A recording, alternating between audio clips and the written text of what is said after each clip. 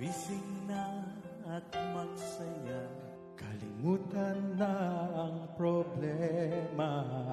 Tayo na't magpuri sa Kanya.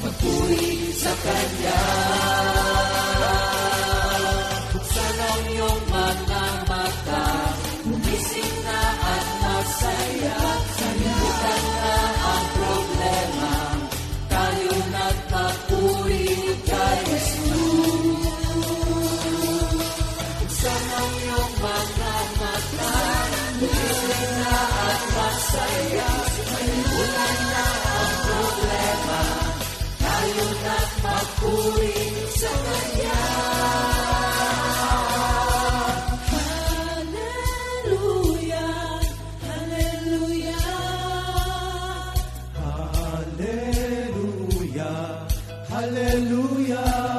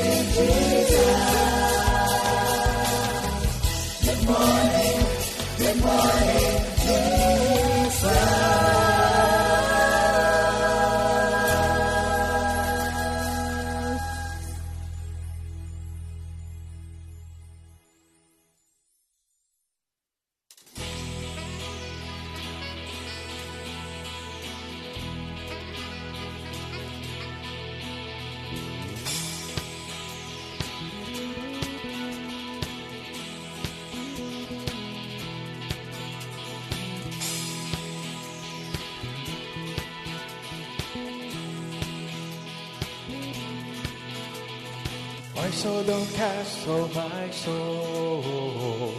Why so upset and distraught? Why so sad and alone? You need to change your ways and believe in Jesus' name.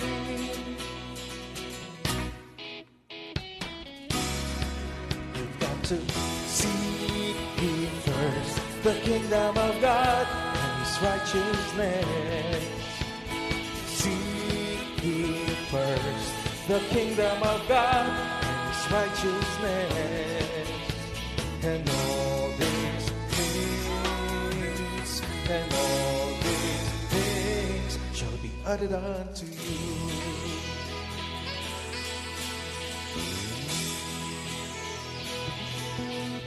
Instead of struggling and complaining, instead of worrying and frowning, why don't just fall on Him, seek His face, and you will reign with Him. Seek ye first the kingdom of God, His righteousness.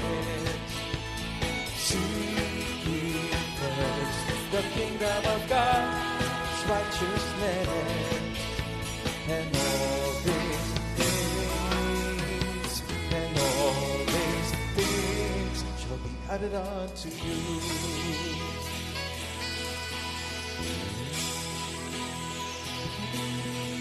Instead of struggling and complaining, instead of worrying and frowning, why don't just call on Him, seek His face, and you will reign with Him. Why so downcast, oh my soul? Why so upset and distraught? Why so sad and alone? You need to change your ways and believe in Jesus' name.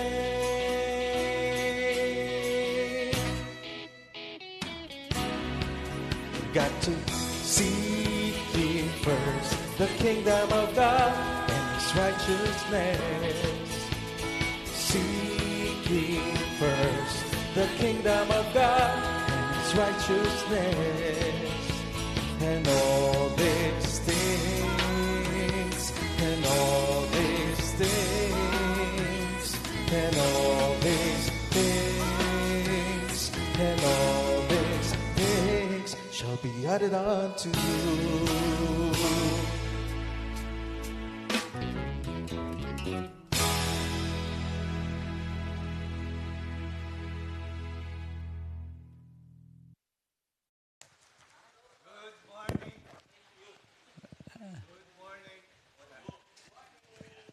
Good morning.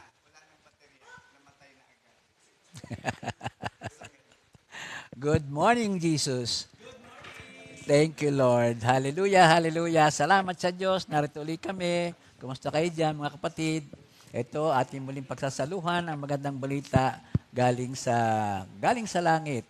Bagamat ang tema ay spiritual dryness, pero ito po ay tumutuon din doon sa solusyon na binibigay na rin ng Diyos para sa atin upang makarecover tayo, not to be totally burned out. Praise the Lord. Hallelujah. Mr. Eddie? Good morning po.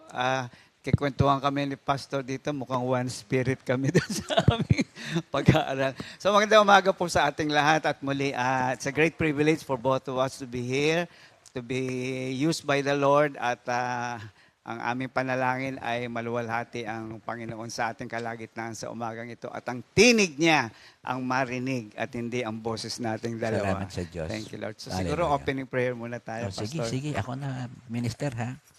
Again, o butihing Ama, muli po namin inuulit ang pasasalamat at pagbibigay sa iyo ng mataas na parangal sa mga naganap po sa amin mula pa po kagabi hanggang sa ngayon kami magising, hanggang sa kami dalhin dito na yung banal na Espiritu upang magamit at magamit sa iyong mensahe para sa aming lahat na ang iba'y nakakaranas ng spiritual dryness. Ang iba naman ay nakalagpas na, pero alam po namin, ito'y kailangan ng mga Kristiyano. Sa oras pong ito, Ama, tulad lang naulit na aking minister, hayaan po ninyo na kayo ang manguna, kayo ang maghari. Kami po'y makikinig, kami gamitin mo mightily upang ang kapangyarihan po na yung banal na salita ay maging amin, may sa buhay namin at maparangalan nga namin ang iyong pangalan. Ito po'y aming samot dalangin sa pangalan ni Jesus at banal na Espiritu kami samahan mo. Amen. Amen. Amen. Sa umagang ito po, ang pag-uusapan namin, yun nga, it has something to do with spiritual dryness because it's about the love of God. Ayan, yung bang gusto nating maunawaan talaga.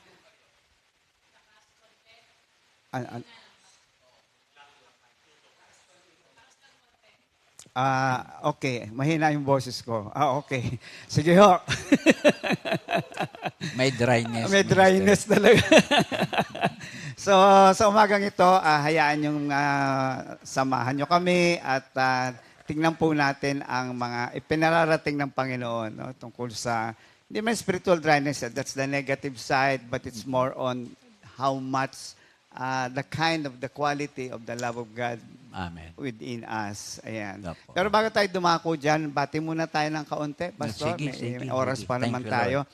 Ang nakakatawa ho, ang una kong nakita dito ay 3 taga Laguna agad. Sister Ami, Sister Jeanette, tsaka Sister Gemma. Sabi mo, taga Laguna, aga talaga. No? Andito din po from Japan. Of course, we have Sister Rochelle Eleher and Sister Lorna, no? Ever faithful, ever true naman yan. Sister Nida Gelardino, ayan, good morning po sa inyo. At narito rin po si Sister Weng Kawilan ng Makati. Okay. Aurora Francisco, no? From Quezon City. And of course, we have Sister Celeste. Ayan, magandang umaga sa inyo. And we would like to extend our condolences to our Sister Flor sa San Pablo, no? Sa imao na yung kanyang husband. So, comfort, provisions, and everything na kinakailangan ng ating kapatid. Sister Ophie, again, another one from Laguna. And of course, puro talaga Laguna. Sunod-sunod Sister Lisa Albaran. Nag-usap-usap itong mga ito na sila'y magsabay-sabay sa umagang ito. And of course, sa belated happy birthday natin si Minister Andy. Okay, si Mrs. Good morning, Mrs. Ayan, yay! Okay. Sister Rose Iwata, nasa abroad pa ba, Sister Rose? Narito na siya. Narito na uli. Opo. Sister Linda Javier, Sister Sally Hogilon. Ayan. Sister Michelle Colina. Okay. So magandang umaga po sa ating lahat at muli ay salamat at pinaunlakan ninyo ang paanyaya ng Panginoon sa umagang ito. No? In fact, every time you come here and listen and watch GMJ, you are actually, responding to the invitation of our Lord. No? Ito ay isang piging. Laging merong ipapakain. Laging merong kakainin. Ayan, hindi nasasayang ang oras. No? Tignan muna po natin ang ating memory verse of the week. John 13:17. If you know these things, blessed are you if you do them. Ay, totoo po. Tamang-tama yung ating topic. No? Kung naiintindihan mo to, abay, pinagpala ka talaga. Pinagpala. No, kahit na ano pa yung... Especially if you will respond accordingly to the will of God. Ano? Opo. Ibig sabihin kasi din po niyan sa akin, ay hindi lang yung naintindihan mo yung salita ng Diyos at bunga ng salita ng Diyos, naintindihan mo rin nangyayari sa'yo. Amen. Ayun, Applicable agad sa iyo. Nabe-bless ka talaga. Opo, hindi ka kagaya no nalilito, nagpapanik. Ngayon, sabi nga, because you know the Word of God, alam mo rin kung ano ang mga pangyayari sa buhay. Hindi man ganap, no? Pero you are given the wisdom to be able to act accordingly, sabi nga. Ano. So, Pastor, tayo magsisimula na? Oo, basahin natin ang word for today, ano? Ating text for today ay mula sa Revelations 2:2-7. Ito yung letter sa mga taga-Epeso. Purihin ng Diyos. Basahin ko sa Tagalog. Nalalaman ko ang iyong mga gawa, ang iyong pagpapagal at ang iyong pagtitiis. Nalalaman kong hindi mo matanggap ang mga masasama. Sinubok mo ang mga mapagpanggap na mga apostol at napagkilala, ngunit hindi naman. Natuklasan mong sila ay mga sinungaling. Ikaw ay nagpatuloy at nagtiis alang-alang sa aking pangalan, ay nagpagal ka, hindi nanlupaypay.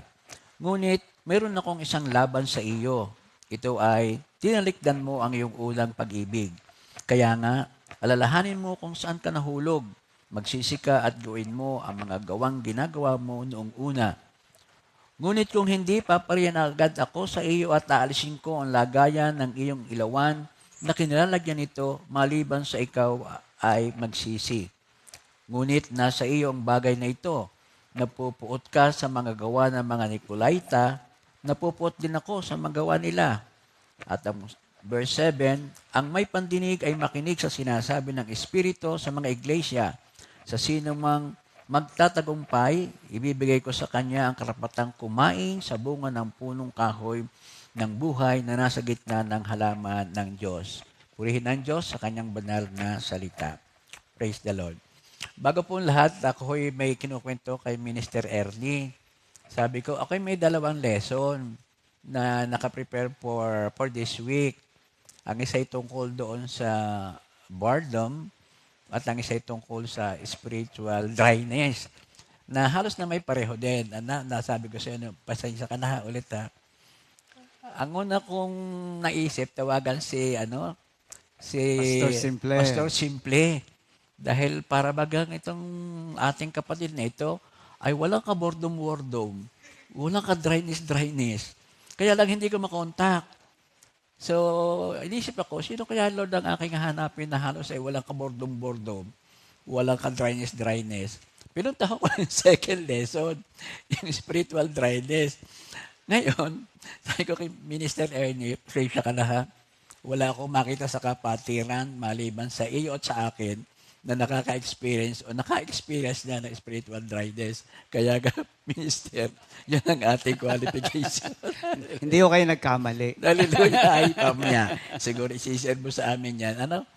Well, anyway, yung medyo a little kwento about this pahayag at more especially sa sulat sa mga sa 7 churches, ito yung kay San Juan, the beloved one, na kumbaga ang simula ay siya ay naging obispo nga ng Efeso, Church of Efeso, at dahil sa kanyang masigasig, talagang napakasipag at napaka sa Diyos anointed, ay nagkameroon ng kasiglahan ang siyudad na ito hanggang sa dumating na ang puntos na na-alarm na ang mga authorities.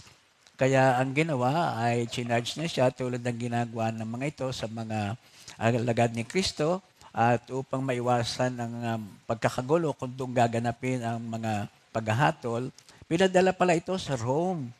At doon ay nahatulan ito ng kamatayan at naiba, hindi ito yung krus. Pero matindi rin, yung bangka ay ilulubog doon sa kawa ng kumukulong langis. Matindi, Minister? Yun. Mas matindi ho yan. Mas loaded.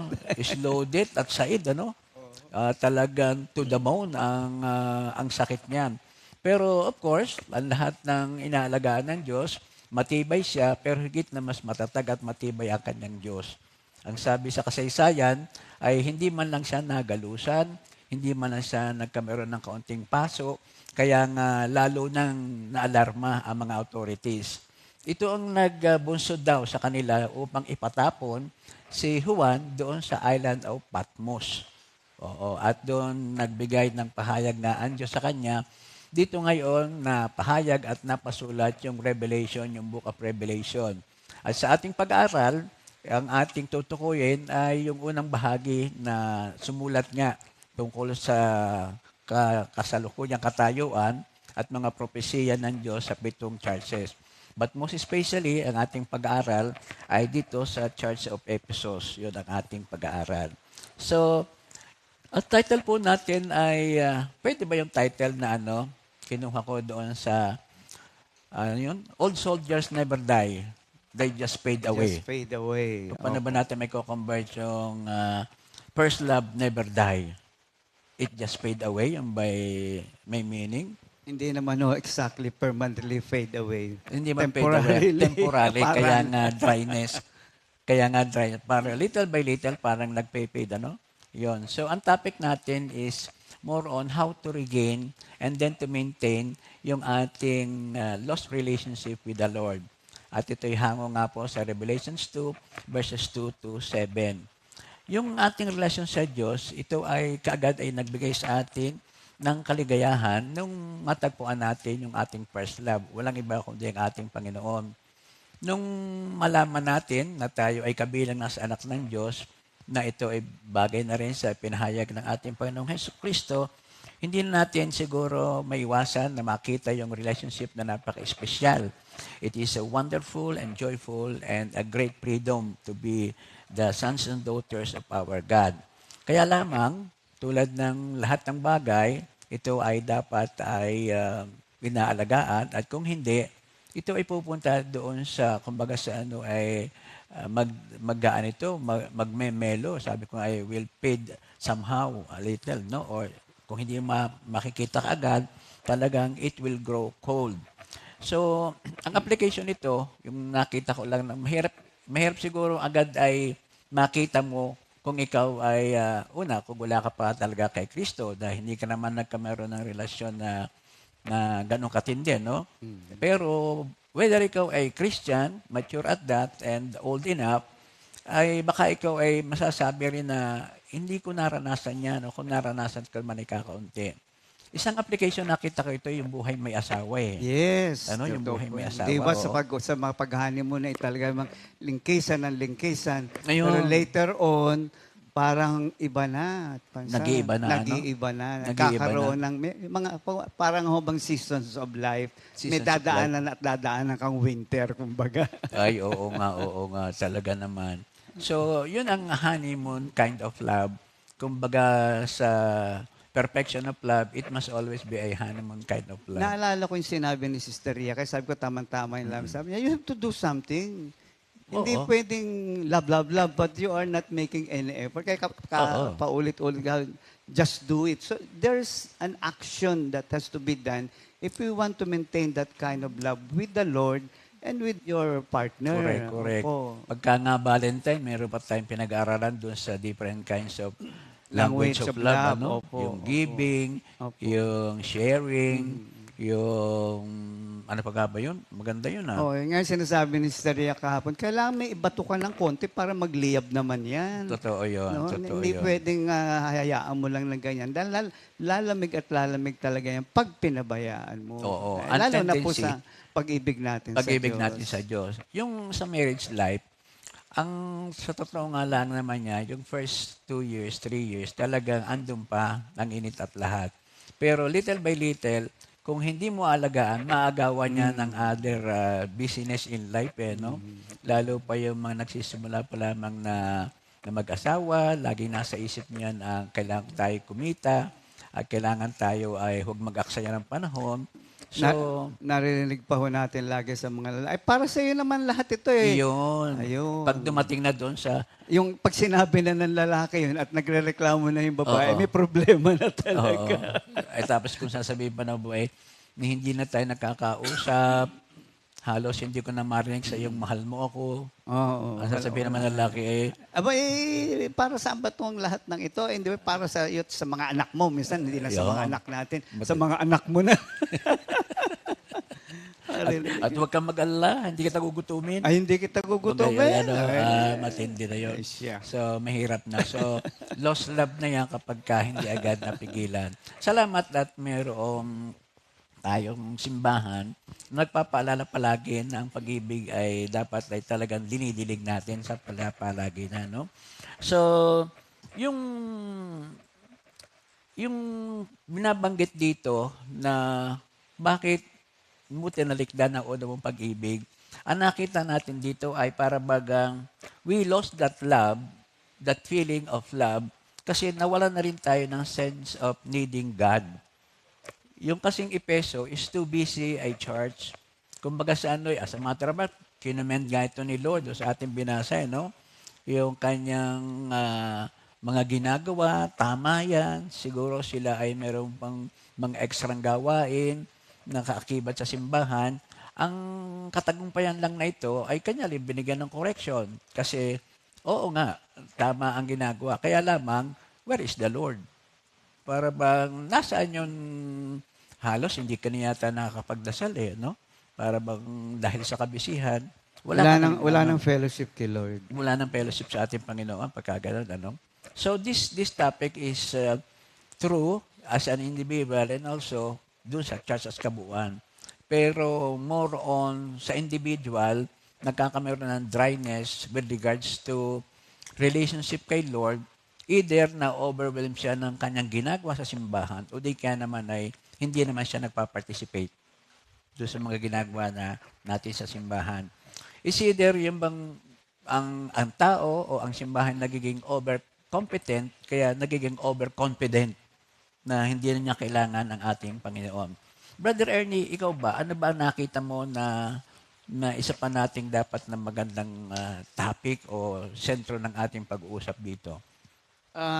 Ang bottom line po kasi ng lahat ng ito, sa akin po, ay yung relasyon mo sa Diyos. Relasyon sa Diyos. Alagaan mo yung relasyon mo sa Diyos. At yan po yung part ng aking pagtuturo sa umagang ito. Kasi yung nga sa Efeso, talagang wala kang masabi kung sa isang church, ang ganda ng choir, ang ganda ng sistema, maayos lahat, walang iskandalo sa church. Napakaganda. Sabi mo, uy, napaka-ideal nitong church na to.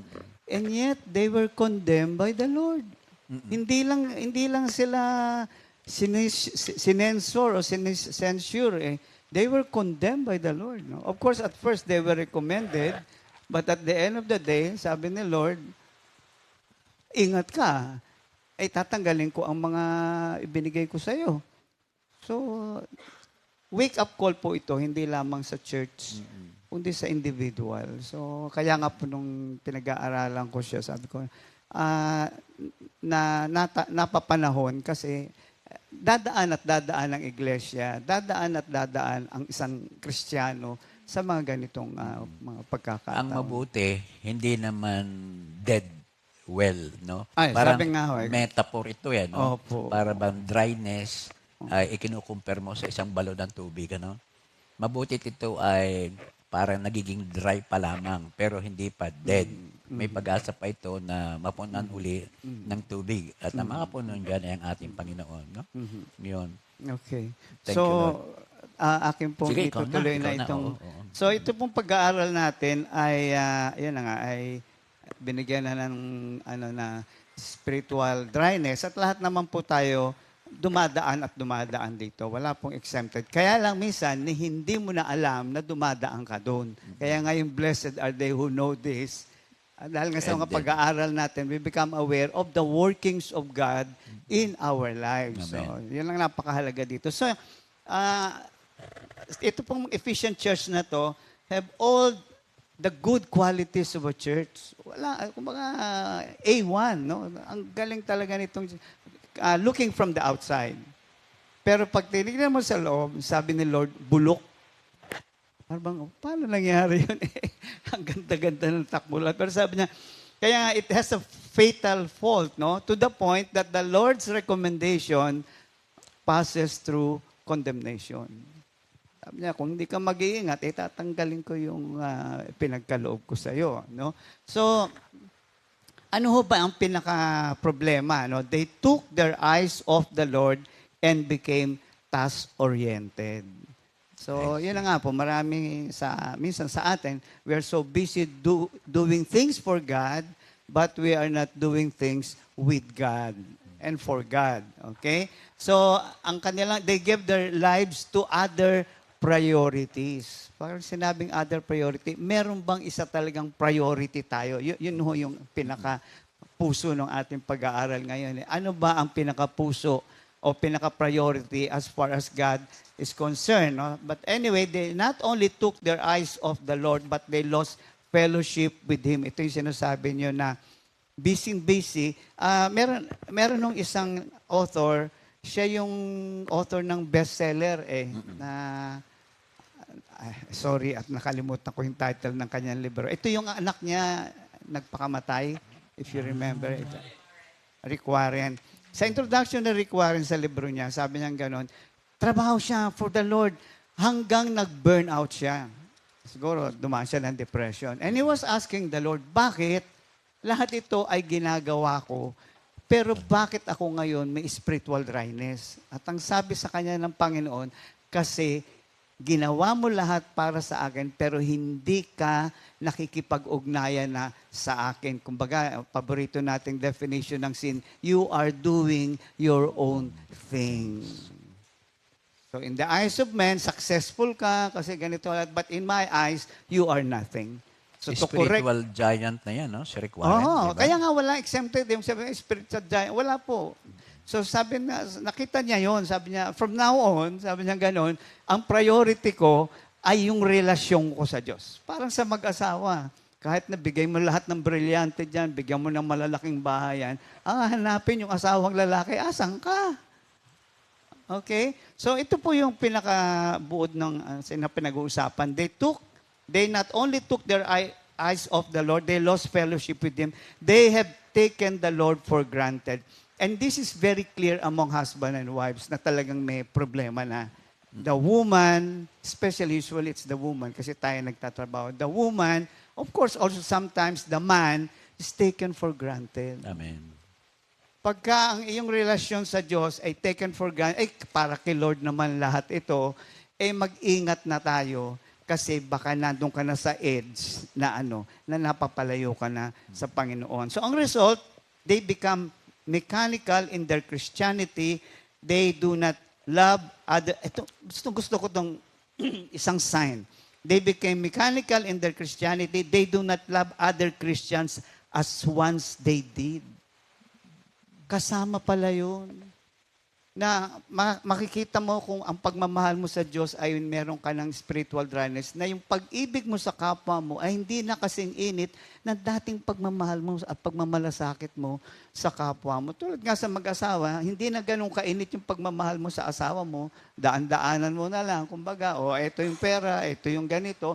So, pinakamasakit sa babae, alam ko yan, narinig ko sa asawa ko yan, nung ako hindi pa nakakaintindi nitong mga bagay na ito, she was taken for granted. At pinakamasakit sa babae yan, if you take her for granted.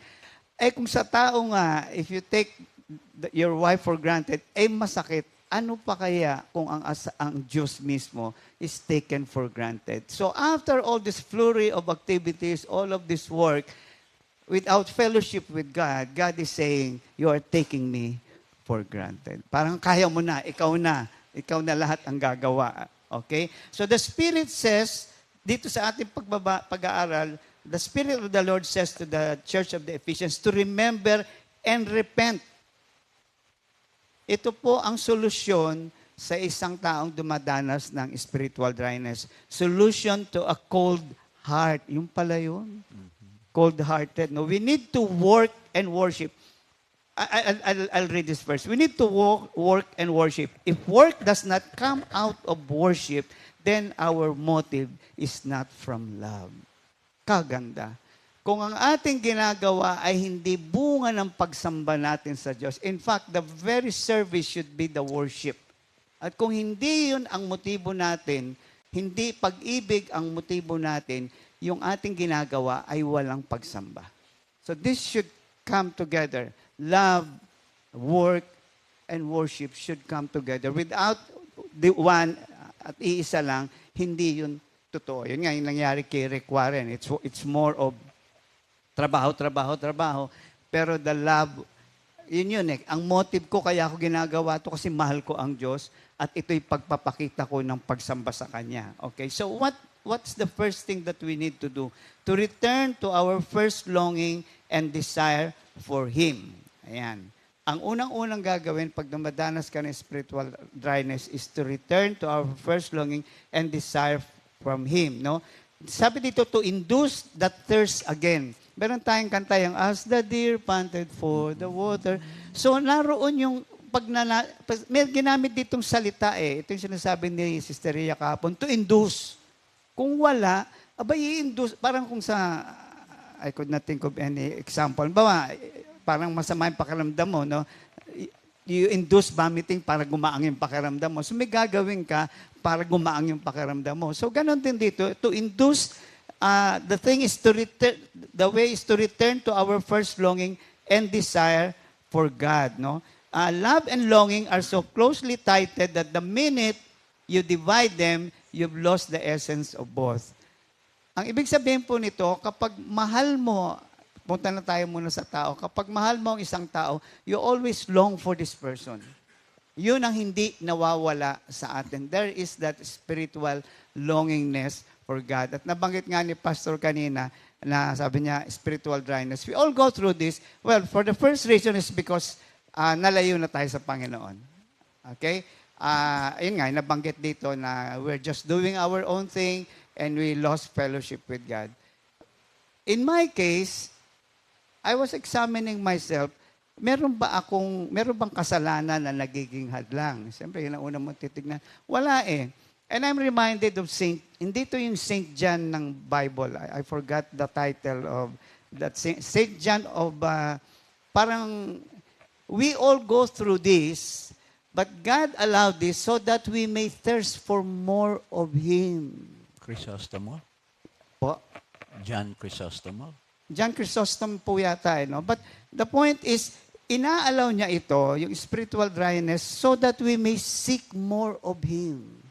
Para bang kung nawala yung asawa mo, at kagaya ninyo ni Sister Cora, I'm sure, umalis si Sister Cora ng mga 1 week, there is such longingness, right? Amen. Hindi na nawawala yun. So, andun yung quote-unquote, parang loving dryness because you do not see her. Sabi nga saka mo lang makikita ang kahalagahan ng isang tao Pag wala na. pag wala na. Ay, mabuti na lang at hindi pa sumasa kabilang buhay. Ay, Kumbaga. muna. Sa madaling salita, ito po yung ibig sabihin ng isang taong nagmamahal. May longingness for, naalala ko nun nasa isang seminar tayo, tapos si Mrs. Nawawala, hindi ko nawawala kung nasaan napunta. Sabi ko kay Brother Jerry, nakita mo ba si Mrs.? Sabi niya, hindi. Tapos biniro niya ako. Sabi niya, naki-Lord ka na talaga. Lalinahan. You know, that's the meaning of longingness. No? Aligaga ka kasi you want more of that person. Aligaga kasi you want more of that God. So, hindi po masama ang spiritual dryness. Masama lang ito if there's a sin that is causing all of this. Pero God allowed this for a time in our life so that we may put more attention to our relationship with Him. Kaya nga po sabi kanina, blessed are they who know. Meron kang dinadaanan, pero naiintindihan mo. Alam mo bakit mo dinadaanan ito at hindi ka natataranta, hindi ka natatakot kasi alam mo ang purpose ng Diyos, bakit dinadaanan mo ito sa buhay mo. No? So, nabanggit ko na to, no? To love God is to long for Him. To love Him in a way devoid of aching is not love. Pag hindi mo na hinahanap, wala ka ng, meron nga sa Psalm 42:1, as the deer pants for streams of water, so my soul pants for you, O God. My soul thirsts for God, for the living God. So this is not only a time when you have problems, but it's something that is a common experience for all of us. Pag hindi mo na hinahanap, wala ka ng, ano nga ba ang longing sa Tagalog? Yung, hindi lang nananabik parang merong nawawala. Oo, nauuhaw Pangungulila. ka. Pangungulila. Pag hindi ka na nangungulila sa iyong Diyos, may problema ka na. Okay? Pangalawa, to shift our perspective. So, we need to examine. Kaya nga, sabi ko kanina, examinin mo, bakit ka dumadaan dyan? Is it because of a sinful situation? Or is it because you lost fellowship? Or is it because God wants you to have a deeper relationship with Him? So, may mga reason po yung mga yan. No? Now, isa pong perspective na dapat natin tignan, kasi po minsan tayo ay parang nawawala yung affection natin kapag yung mga prayers natin hindi nasasagot. Mm-hmm. Pag yung mga plano natin pinagdasal mo naman kay Lord, wala naman nangyayari. kailangan baguhin natin ang perspective natin dito. Kasi kung hindi, ay yun ang magiging dahilan kaya nagkakaroon tayo ng frustration and disappointment with our God. No? The delays we experience along the way are not God's denial of our prayer, but preparations for the answers to our prayer by knowing Him more and to walk in friendship with Him. So yung pala mga bagay na inaalaw niya sa buhay natin, kung babaguhin natin ang ating perspective, ay paraan ng Diyos para mas makilala pa natin siya. In fact, sabi niya, my ways are different from your ways, my thoughts are different from your thoughts. So inaalaw niya itong mga difficulties na to upang mas makilala pa natin siya. It's a very good example ay, yun na nga, no, supposed to be punta kaming Canada, pamilya eh. Buong pamilya, no, nagawa na lahat ng passport and everything. At Christian na ako at that point. So sabi ko, siyempre wala ka naman naintindihan pa nun. So Christian na ako, and andyan na. Ay, sabi ko, thank you Lord, bibigay sa amin ng Canada. Bumagsak ang misis ko sa typing. At nalaman namin na sabi sa amin nung tao doon, ang ginamit na word ay malas eh. Malas lang ho kayo kasi ho sa lahat ng nag-i-interview, yan ho ang pinakamahigpit. Yan ho nag-interview ng lahat ng mga Vietnamese na nanggaling ng South Vietnam. So doon kami natapat. So galit na galit ako sa Diyos noon. Sabi ko, Christian ako, ganito, bakit gano'n na nangyari? Ito nga po yun. At ngayon na-realize ko, kung ako nakaalis noon na hindi nag-stay, ay wala na ako. Wala na ako. Definitely. So, nagkaroon ka ng mas malalim at nakilala mo ang Diyos na ito. Ay, grabe pala magmalasakit itong Diyos na ito sa akin. Ganito pala ako kamahal nito na iniiwas na kaagad ako sa problema. No? So, ayan ay sinasabi na to walk in friendship with Him. No? God wants us to press through delays we experience. No? Still believing, still desiring, and still longing for His fullness with an open heart. Ayan po yung attitude ng isang taong dumadaan sa spiritual dryness na sinabi ko nga dinaanan ko. Na to the point na kahit na ano pa mangyari, ikaw pa rin. Sa'yo pa rin ako naniniwala. Hindi ko naintindihan na nangyayari sa akin, pero ikaw pa rin ang aking Diyos, ikaw pa rin ang aking pagsisilbihan, ikaw pa rin ang aking sasambahin in spite of some spiritual dryness that we are going through. So hindi na yung iyong experience ang basihan mo, kundi yung iyong faith life. No? Inikisamin mo naman ang sarili mo, wala kang nakita na masabi mo maglalaya. Kaya nga sabi sa 1 Peter 5:10, and after you suffered a little while, the God of all grace who has called you to His eternal glory in Christ will Himself restore, confirm, strengthen, and establish you. So, kailangan lang magkaroon. Kagaya sa Ephesians, kinorek sila ni Lord. Binigyan sila ng awareness na, Lord, oh, something is very, very wrong in your service. So, ganun din sa atin. Minsan, it's either God is correcting us or God is deepening us in our relationship with Him. Pangatlo, ito ginamit din salita ni Sister Ria kahapon, to rekindle the love by repenting and returning to Him. Pag sinabing rekindle, ay pag-alabin mo. Tuwa nga ako ginamit na salita ni Sister Ria. Batuhan mo ng mariliit na papel para magsiklab agad. Sabi niya gano'n. Para bumalik yung dating relasyon na yon. So repent, minsan naisip nating repenting, Lord, I'm sorry. Tapos na. Hindi po. Remember, the meaning of repentance is metanoia. So it's more than just saying, Lord, I'm sorry, I made the mistake, I have sinned. Metanoia means a change of mind, a change of perspective. Saan ba ako nagkamali ng perspective? Paano ko ba tinitignan ang mga bagay-bagay? Paano ko ba tinitignan ng Diyos? So yun ibig sabihin ng repentance. We need to change our way of thinking. Kaya nga in Romans 12:1-2, napakahalaga yun in our relationship with God. Kasi nga madalas, nahihila tayo ng ibang priorities eh. Nadadala tayo ng ibang mga, sabihin natin, ideologies. Okay? So to rekindle, again, is to repent. Now, due to false profession and dull hearing, yun na nagiging problema. False profession. Sabihin, Christian ako, pero yung buhay ko, hindi na kasiyasiya sa Diyos. Maaaring kasiyasiya sa tao, sabi nga eh. Pero as far as God is concerned, God is not pleased with my life. And dull of hearing, hindi na makarinig. Masyado na sigurong busy. Okay? Masyado nang bumilib sa kanya mga ginagawa para sa Panginoon. Hindi na siya makarinig. That's why in Isaiah 29:13, na sinabi rin naman ni Lord ito, and the Lord said, because these people draw near with their mouth and honor me with their lips, but their hearts are far from me.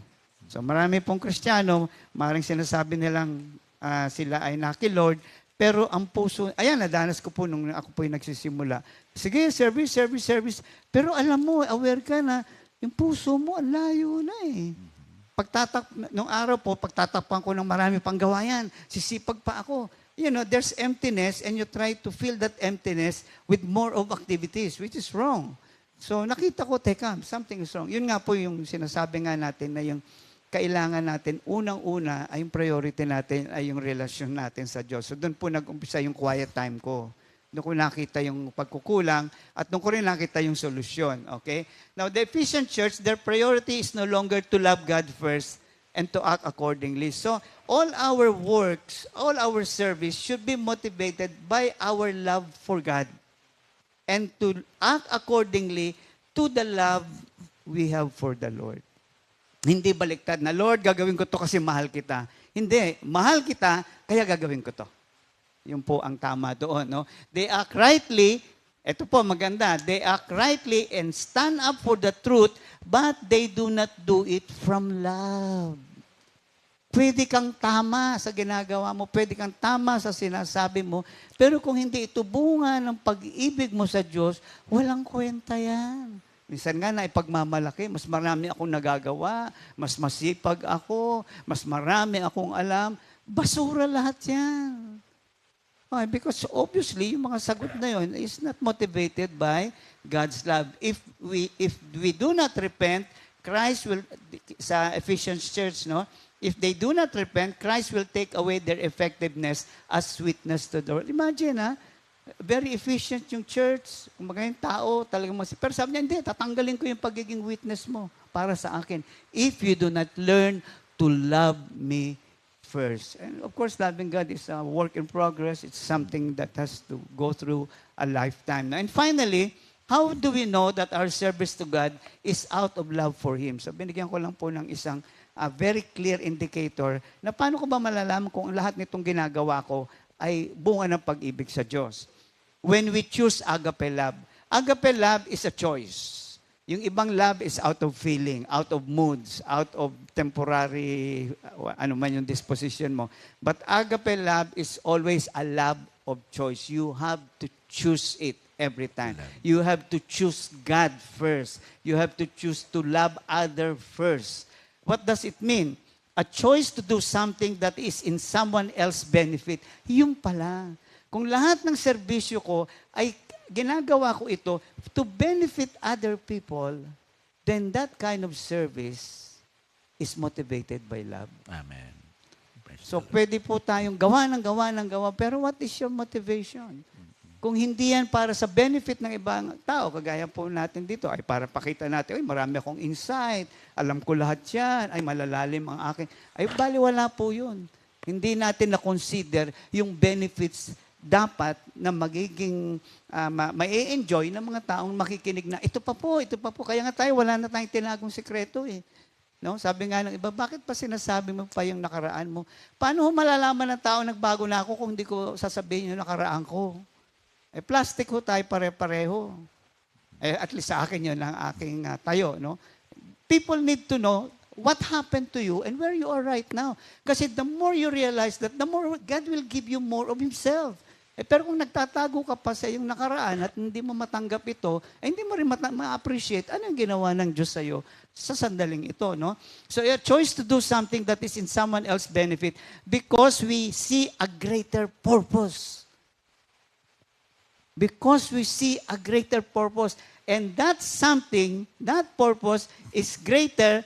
That's something greater that should be served in God.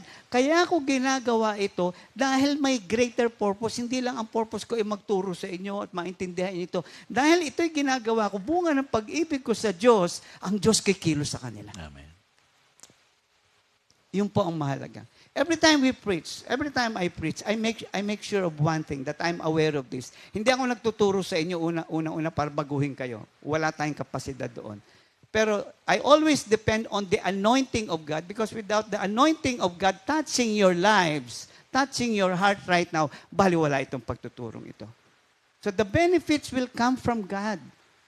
And I'm doing this because there is a greater purpose than just preaching. Meron lagi nating sinasabi, may magandang mangyayari pagkatapos ng preaching na ito. Not because of what we said, but because of the anointing and the movement of the Holy Spirit as we speak. The greater purpose is God Himself. That's why kahit na minsan, ito nga po yun, Matthew 22:37, you shall love the Lord your God with all your heart, with all your soul, and with all your mind. To set aside other priorities and make love of God their primary focus. Sa madaling salita, ito yung isang example, kahit nakakainis ka na, kahit nasusuklam na ako sa'yo, mamahalin pa rin kita, gagawin ko pa rin ang lahat for a greater purpose, not for my benefit anymore. Kaya di ba sabi, love is patient. Pag sinabing patient, ibig sabihin, hindi pleasurable yung dinadaanan mo. So when I go through this, and I allow myself to continuously love you, all I'm saying is because I love my God who has a greater purpose for you. Amen. So I'm doing this for your benefit, not for my benefit. That kind of love is coming from God. And that kind of love is the love that you have, really a real love for the Lord. Without that, sabi nga dito, being right is not our priority. Kasi tama ako, kaya ganito ko, sasabihin ko yung totoo kasi tama ako. No, it's not that. There is a higher purpose for everything, and we always consider that sa atin, sa church, sa Comfy. Ayun na nga, kaya may pagmamahalan no? Why? Because we always consider the higher, hindi binigay sa akin ng taong ito para pahirapan ako. Binigay ang taong ito sa akin para matuto ako. Isang prayer ko minsan ay ganito, Lord, salamat po sa taong ito dahil sa kanya, pinababanal mo ako. With a sense of humor na, thank you, Lord, that you are allowing these people to come into my life. It's not easy, but nakita mo na, dahil mahal mo ang Diyos, ang nakikita mo sa Diyos, tama ang motibo mo eh. Kaya mo pinadala sa akin itong taong ito eh. Kasi gusto mo akong pabanalin. Thank you sa taong ito. Praise the Lord. Break ka muna, Minister. Opo. Medyo ako nang pinanggigigilan mo eh. Naku, sorry po. hindi. Ano lang, para lang po. mawala yung dryness. Kasi nakita ko lang. Ang ganda ng sinasabi mo, Kaya lang ang lahat ng bagay na yan ay magtutuloy-tuloy eh. Kapag business as usual, hindi mo ma-discover yung mga bagay na yan, Kung business as usual. Kaya si Lord nagsasabi, nawala na yung dating pagtingin mo sa akin eh. Kaya nga nagkakaroon ng spiritual dryness. It's a wake-up call. Wake-up call. It's a wake-up call. Naalala ko tuloy yung yung mag-asawa. Talagang no way na but mag-divorce na sila. Of course, parehong Christian, nagpunta sa counselor nila at nagsabi na, ay ilang buwan na kami nagsasubmit sa inyo pero wala na kami talagang makitang remedyo upang kami ay magkabalikan pa sa aming relasyon. Alam mo, sabi ng pastor, mabuti pa ganito, give yourself just 1 month. Forget everything. You go to Macau, take a vacation, and as if that is your honeymoon. Di okay naman, pumayag na, wala mang wawala eh. So, walang dinalaw, walang anak, wala lahat, nagbakasyon. Katulad ng dati, nagsimula sa wala muna, tapos inaalala nila. Ano ba nga ba tayo ng mga panahong yon? Nung first night natin, nung nililigawan pa kita.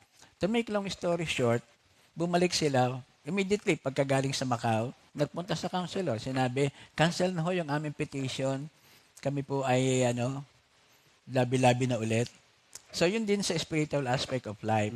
Kapag ka ikaw ay itutuloy ko sa akin na tapos saka mauli ang brother minister. Kasi kinakailangan dito, meron kang parang spiritual retreat. Ang tawag na iba dito ay sabbatical leave. Para mang take a time out. Hindi magkakameron ng break sa mga iniisip mo, naramdaman mo, ginagawa mo, kung yun at yun pa rin ang gagawin mo sa araw-araw. Kaya napakahalaga na ikaw ay mag-break ka muna.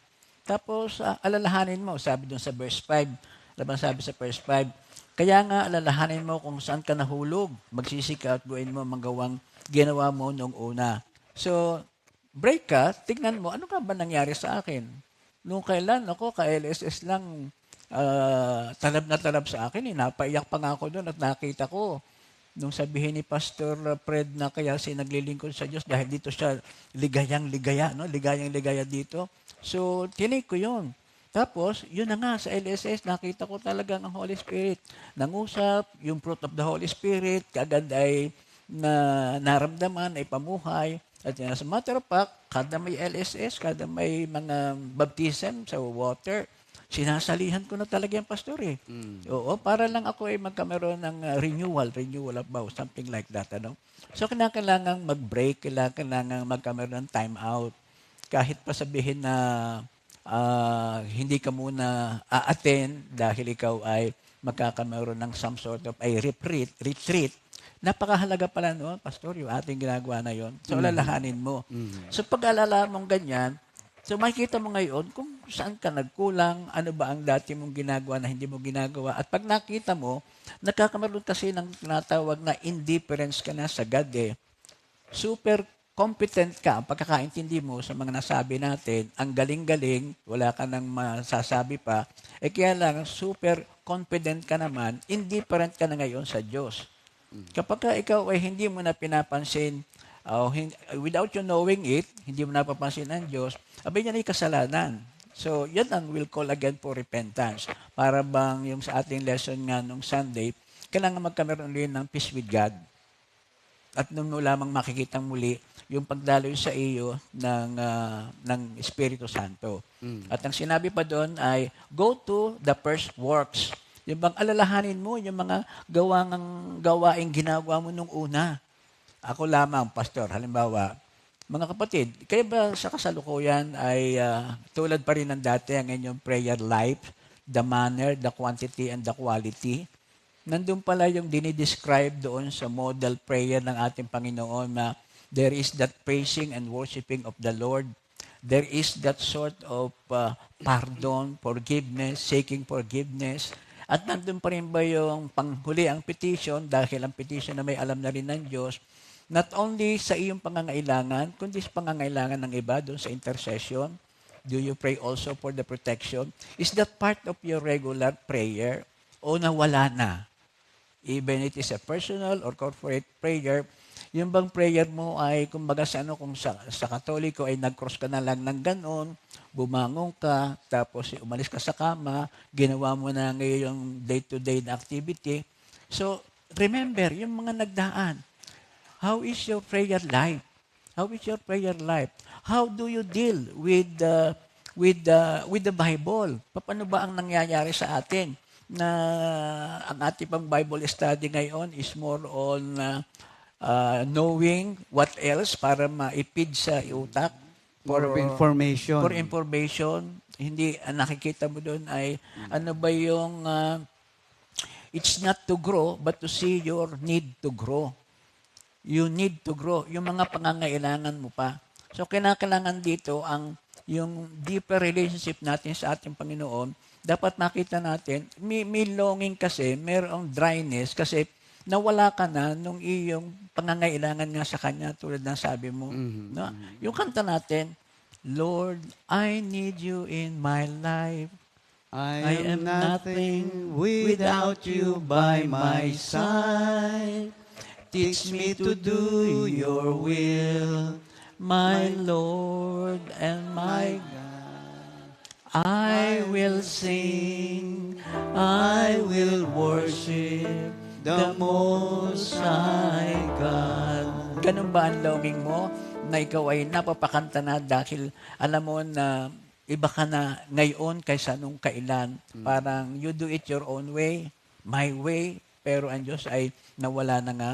So, ibinabalik lang tayo, kaya merong spiritual dryness. Another thing na pinababalik sa atin ay the way you give, the way you share, the way you help people. Ano ba ang tendency mo? When you practice cheerful giving, ito ang gustong-gusto ng Diyos. Ito ang binabalikan ng Diyos. Ito yung kung ano ang takal na ginamit mo, yun din ang takal na gagamitin sa iyo. So, yung ba'y nasa sa atin pa? Kasi our fellowship with God will deepen as you experience His response to your giving. Doon sa Lucas 6:38, magbigay ka at kay bibigyan, sustong takal, siksik, liglig at umaapaw. Sapagkat ang panukat na ginagamit nyo sa iba ay siya rin gagamitin panukat sa inyo. So very clear sa atin noon yun. Pero ngayon ang pagbibigay is, ito ba'y may ibabalik sa akin? Baka nawala na sa atin yung true spirit of giving. You give because God says so. And you give because ikaw ang unang binigyan ng ating Diyos.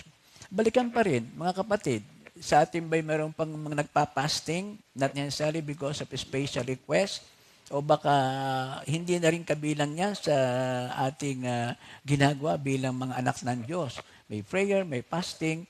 Mga kapatid, medyo ito po isang paalala sa atin na kaya may spiritual dryness is because may full ang ating katawan, full ang ating pangangailangan, pero ang ating spiritual longing ay wala. So yung fasting, yung giving, and everything that we do regularly during those days ay nawala na. Especially yung ating prayer life with our Lord. Is it that personal? Ikaw ba'y napapayak na sa Diyos? Hindi ba kinakailangan iyak ka nga lang ng iyak? Pero ikaw ba'y napapaawit na sa Diyos dahil sa kagalakan o kalungkutan? Marahil yun ang nawala sa taga-Epeso. Kaya nga yung dryness nila ay naroon na. So, thank you Lord. At nakita natin, dapat nga pala'y mag-break. Ano, Pastor? Mm-hmm. Oh, break muna tayo. Break muna tayo. Oo, bati muna tayo. As I was suggest. Sige po, batiin muna natin ang mga birthday sa araw na ito, October 10.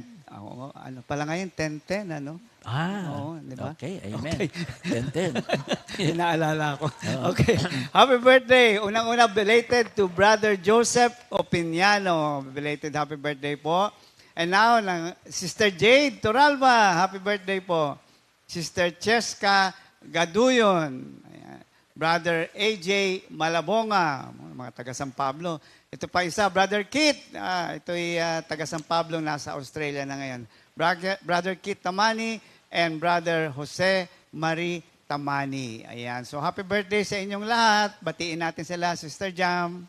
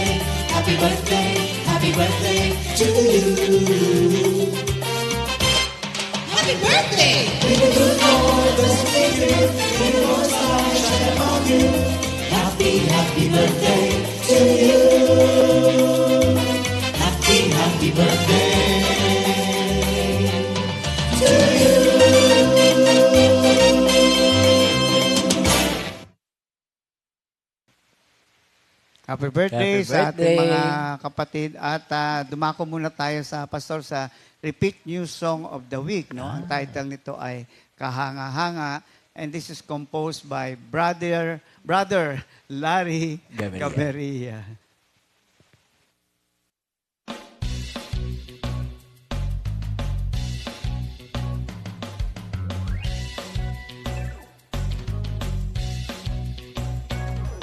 Aming ihahayag ang kadakilaan mo, O Diyos.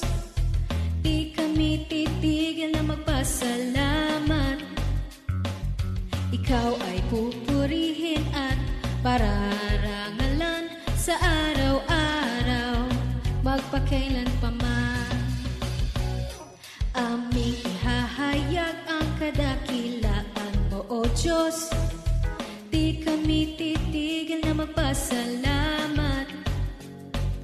Ikaw ay pupurihin at pararangalan sa araw-araw, magpakailan pa man. Dakila si Yahweh at papurihan siya at pasalamatan magpakailanman. Dakila si Yahweh papurihan siya at pasalamatan mapagkailanman. Aming ihahayag ang kadakilaan mo, O Diyos. Di kami titigil na magpasalamat. Ikaw ay pupurihin at pararangalan sa araw-araw, magpakailan pa man.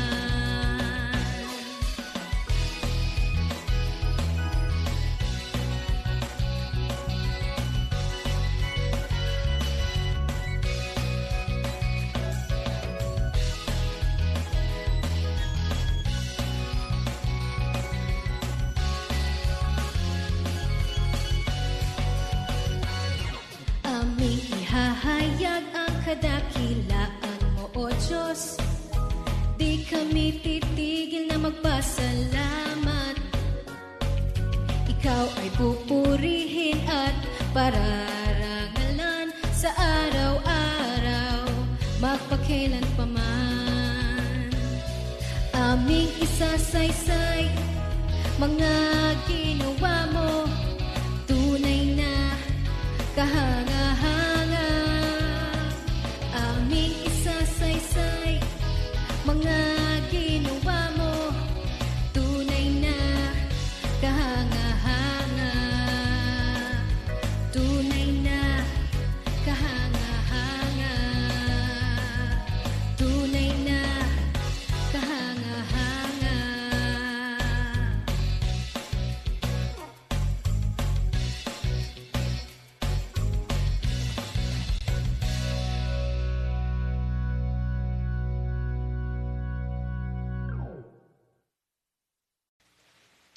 Salamat kapatid sa Amen. isang magandang awitin. Magandang awitin, oo.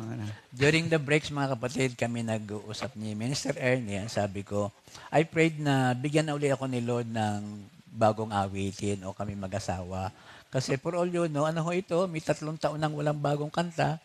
Pero that will not cause us to say we are spiritually dry na. Ito naman kasi anointing din ng Holy Spirit and it's time. Baka ngayong Pasko, may nabubuo na at it's a great joy and privilege kung maawit sa Pasko. So, amen, ano? Opo. Magtuloy-tuloy na tayo, mga kapatid, sa ating pag-aaral, ha? So, kanina, nabanggit ni Minister Ernie yung mga symptoms, yung mga nakikita sa isang Kristiyano, ang tungkol doon sa kung bakit nakakaganon ang kanyang espiritu para bang nawawala. So this time, puntahan po naman natin yung another way of saying na ano ba nga yung mga symptoms na nakikita natin. At sabi natin parang ako'y wala nang kaganagana, parang ako'y nanghihina na. So among we have 5 here. Ang isa doon, yung spiritual dryness, ay makikita natin when we give out of duty. Para bang kapag tayo ay nagsisir, naglalagay sa sobre, tumutulong sa kapwa, nagpapadala mga rip goods sa Bicol, ay para bagang this is only because out of duty, nakagawayan na lamang. Pero ang sabi ni Lord, 2 Corinthians 9:6-8 sa English, each of you should give what you have decided in your heart to give, not reluctantly or under compulsion, for God loves a cheerful giver. And God is able to bless you abundantly so that in all things, at all times, having all that you need, you will abound in every good work. Nang ibig sabihin po nito ay, we are no longer motivated by our passion to give, our love to give. Hindi na tayo motivated ng ganoon. We feel an inner reluctance or resistance to serve, but continue to do so because we feel we have no choice. Para bang wala naman akong choice, di magbigay na rin lang ako. Baka makakasama pa sa raffle, di thank you Lord. Parang gano'n, ano? Our motivation to continue serving may be that others are relying on us or we want to honor a commitment. Nasabi ko na rin lang ito, dito tuloy ko na. Mga kapatid, dapat ay out of love, out of obeying God's word na ang pagbibigay ay a cheerful giver at that ay kinalulugdan ng ating Panginoon. Ang isa pang indication na tayo ay mayroon ng spiritual dryness kapag yung ating faith is no longer contagious. Yung ating pananampalataya no longer contagious. Mga kapatid, we are the light of the world. Sabi sa Matthew 5:16, "Let your light so shine before men that they may see your good works and glorify your Father in heaven." Dapat merong makita si Kristo sa iyo. When we are spiritually dry, it affects our relationship with those who do not know Jesus. We are not bubbling. Ano yung bubbling? Hindi nagiging exciting, hindi na enthusiastic ang ating katayuan pag tayo nasa grupo ng marami. For we have lost our joy. People are not seeing something in us that causes them to thirst for God, and we lack the motivation to share with them, feeling we have nothing to offer. Mga kapatid, lahat ng bagay na makikita sa atin ay nakakahawa. As a matter of fact, ang pinakamagandang makahawa ay yung nakikita sa atin ng ating faithfulness with our God. Makita sa atin yung expression of the fruit of the Holy Spirit. Pero alam ba nyo na ang being a bored person ay nakakahawa din, na mas mabilis pa kaysa sa mga faithful people? Kaya ang nakaka-bored ang bored people. Tell me who your companion are and I will tell you who you are. Talagang yan ang sistema ng mundong ito. So, yun pong ating pagiging Kristiyano, hindi na makita sa atin. Wala na halos sumusunod, wala halos nakikinig, wala na. Yun ang indication of spiritual dryness. Ang isa pang spiritual dryness ay yung pagkay negative thinker ka, yung wala ka nang sinabi kundi bakit ba naman ganoon, sana ganito, bakit ganito, bakit ganoon. Yung bang blaming game, ito i-charge mo kay pastor, i-charge mo doon sa nag-ayos ng microphone, hindi bumili ng battery, wala ka nang makita. Naalala ko tuloy yung lesson natin doon sa, this will be forthcoming pa pala, doon sa assignment namin, doon sa Psalms 115, verses 65 to 72, doon sa Greek word na tet. Yung tet kasi parang inverted na pat yun. Ang ibig sabihin, if there is goodness, there is bad. But for every good thing, there is also bad things. Sa dagat, sa gubat man ay may mabuting hayop at sa lungsod ay meron ding mga ahas. Yan ang ibig sabihin. Ang isang naalala ko doon, ang sabi doon ay, even though there is good, there can also be evil and vice versa. Pero may nakita ko doon na ginawa sila bang author ng aming pinag-aralan. Yun daw isang Jewish kulturang Hudyo, ang sabi doon ay meron silang tinatawag na favorable judgment. Favorable judgment. Naalala ko sabi ni Sister Rhea, nagkukwento siya, nagpagawa sila noong Silya ba, Silya, kumausap, akala ba papamura, so matotal na pamahal. Tapos sabi yata nako, ang sabi yata ni Pastor doon ay, isipin mo na lang na, nagbigay ka ng trabaho doon sa maraming tao. So, favorable judgment. Na-share namin doon sa pang-Bible study ni Sister Cora nung one Sunday, we are in a hurry. Kasi malilate kami sa Makati. Kung kami in a hurry, meron pang mas hurry na nag-cut sa amin, biglang-bigla, hindi mo lang lumingos at dire-diretso papagadyan, hindi mo lang nagkaway, hindi mo lang, di ba tayo mga Kristyano, pagka nakakaisa tayo sa traffic, na bumubusina tayo para ibig sabihin, sorry, o di kay thank you, gumagano. Wala, basta lalo siya dire-diretso. Ewan ko ba, sino ba nag-react sa amin, Sister Cora? Sabi yata ni Sister Cora ay, pambihira naman yun. Ayaw, aga nag-alis at hindi nagmamadali. Hindi ko lang masabi, tayo ganoon din. Nasabi ko na lang yata na, palagay ko, fellowship din ang pupuntahan yan. At yan yung opening prayer. Tapos, hindi nagtagal, may sinusundan naman kami, hanap na kami ng pastor lane May sinusundan naman kami, talaga maghalo sa ipagong. Parang, hindi naman kami kilos. Sabi sa Sister Cora, ano naman yan? Ayan na closing prayer. So, favorable judgment. Kumbaga sanay, wala nang masamang tinapay. Bigyan naman ng magandang sitwasyon para gumanda una ang iyong aura at i-bless yan ni Lord sa pamamagitan ng ating mga panalangin. So, yun ang mga indication of spiritual dryness. So, when life becomes boring, stale, and monotonous, that is symptoms of talagang spiritual dryness na yun. So, kinakailangan tayo ay ma-fall in love again with our Lord. Ano sabi yung sa kanta natin? Your words have I hidden in my heart, that I may not sin against thee, O Lord. To do your will is my only desire. To delight in your word is always in my heart. Bring me back again. One more time.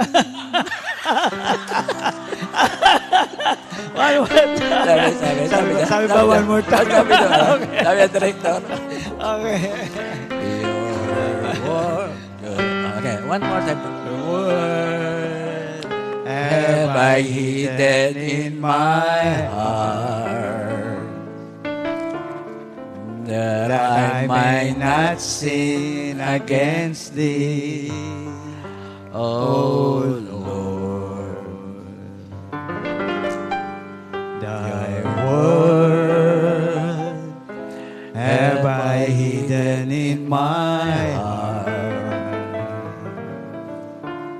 that I may not sin against thee, O Lord. To do your will is my only desire.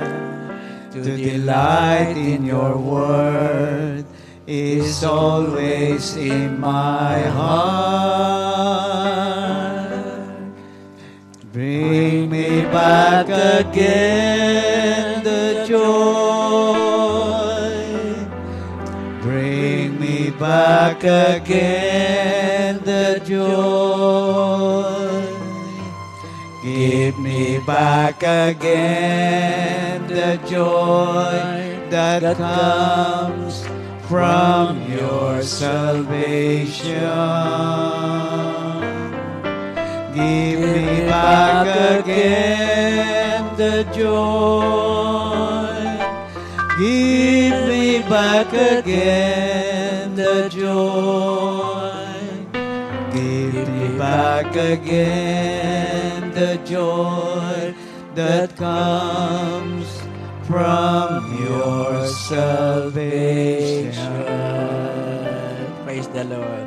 Now that we know, bibigay din ng Diyos sa atin kung paano ba natin masosolve yung mga problema na yan, or at least makakabalik tayo sa ating course sa love of God. Ang sabi dito, ang una daw dapat natin gawin ay let us break the blame cycle. Yun ang kalimitan eh.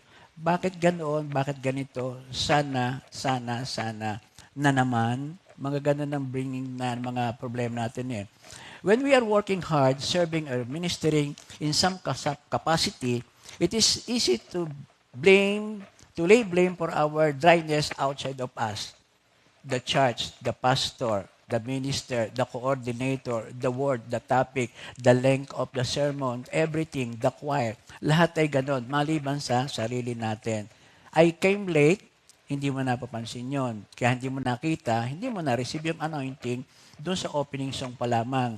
Kaya alisin na natin yung blaming. Kung meron kang i-blame, ay ikaw na muna yon at ipag-pray na matapos na sa atin yon. We may place responsibility for our depletion upon our business, our circumstances, or on other people. However, as long as we are waiting for our situation or other people to change, we are disempowering ourselves. Na-disempower mo ang iyong sarili. All of us are blessed by the Lord. Meron tayong power na ibinigay sa atin ng ating Panginoon. Pero pag hinihintay mo yung iba na mag-toe the line according to your desire, according to your will, ikaw dapat ang nagmumuna rin sa ganon. Know that you can do something about spiritual dryness. It is time to take ownership of your spiritual condition and your relationship with God. It's not your wife, it's not your children, it's not the community, it is yourselves. Lagi nang papunta rito muna. Ito kasi ang sentro ng lahat tungkol sa iyo. As a matter of fact, ang salvation natin ay individual. Kaya sa atin muna. Number 2, stop differing. Yung bang manyana system, yung manyana habit, bukas na lang, ipagpaliban na lang natin ito. A common response to spiritual dryness is to look beyond our present circumstances to some future time when we'll have the space and opportunity to be refreshed. Sinabi ko na hindi pa ako dapat nagpo-full time kasi meron pa akong pangangailangan, pinapag-aaral ko pang aking mga anak, saka na lang ako babalik. Hindi dapat ganon. Ang right time is now. Once you heard the word of God, this is the right time. Ikaw ay pinili, ikaw ay hinirang. It is irrevocable. Maring i-delay mo, pero ang Diyos ay nag-iintay sa iyo. At ang Diyos ay hindi naging dahilan upang kayo mapalayo sa Kanya. Ikaw pa rin yun. Kaya mga kapatid, lahat ng ito will focus on ourselves. So, anong ating dapat gawin? Let us face it. Circumstances may not change immediately. By continuing to put our spiritual needs on hold, we face the danger of moving from dryness to burnout. Dryness, medyo wala ka ng tubig. To burnout, sa Tagalog ito ay ganito ang ibig sabihin Mula sa natutuyo ka pa lamang, baka kayo ay magningas na.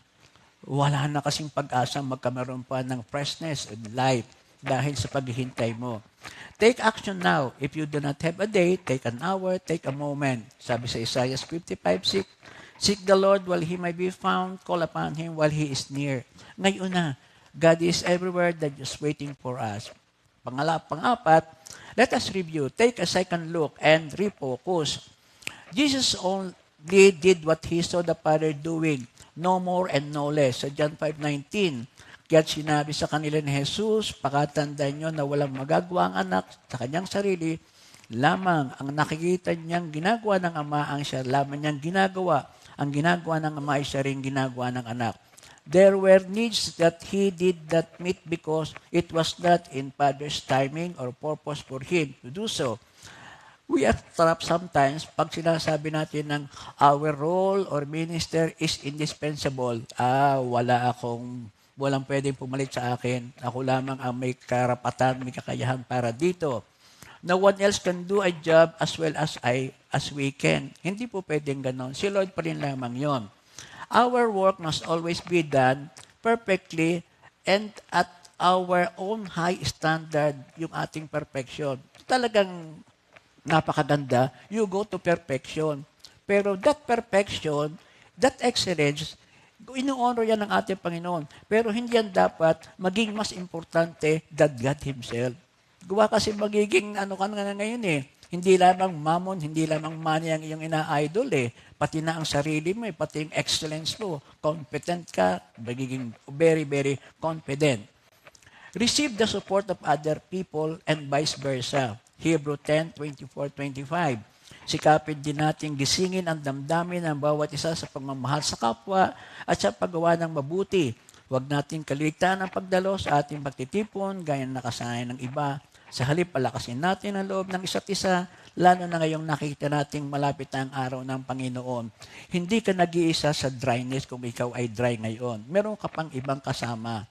At meron kang mahahatak, mahahawak pagka hindi ka nagbago. So, try to be an inspiration to all so that you will also be inspired.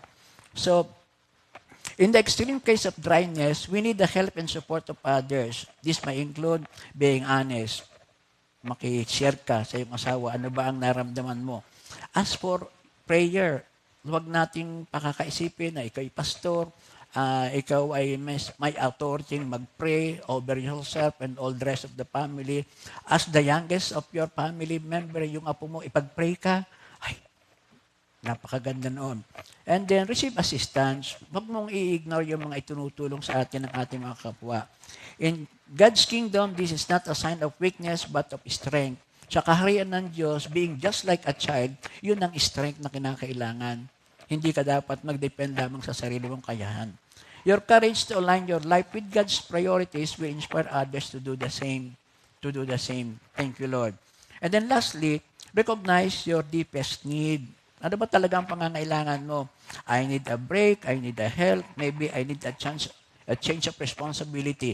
Siguro, hindi ako sa music ministry, hindi ako sa outreaches, hindi ako para sa preaching. Yung marami kang hindi. Pero actually, However, we should never ignore the real underlying need of each and every one of us. Ito'y walang iba kundi our need to reconnect with God and be refilled with His Spirit. Refilling station talaga ang kinakailangan na every now and then. You need to be refilled.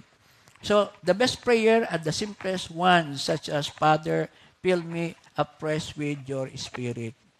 I long to hear the song doon sa mga sa ating mga LSS. Ano mo yun? Halina Espiritu Santo, kinakailangan kita. Ikaw ang aliw ng mahina, pag-asa namin lahat. Come, Holy Spirit, I need you. Come, Holy Spirit, I pray. Come in your strength and your power. Come in thy own special way. Yung pangatlo maganda rin. Come like a spring in the desert. Come to the weathered of soul. Lord, let your sweet healing power touch me and make me whole. The Holy Spirit is gently moving in our midst. The Holy Spirit is gently moving in our midst to heal the broken heart, to set the captives free. The Holy Spirit open our eyes to see. The Holy Spirit is gently moving in our midst. Sweet Holy Spirit, sweet Holy Spirit, we welcome you, sweet Holy Spirit, in our midst. Sweet Holy Spirit, sweet Holy Spirit, we welcome you, sweet Holy Spirit, in our midst.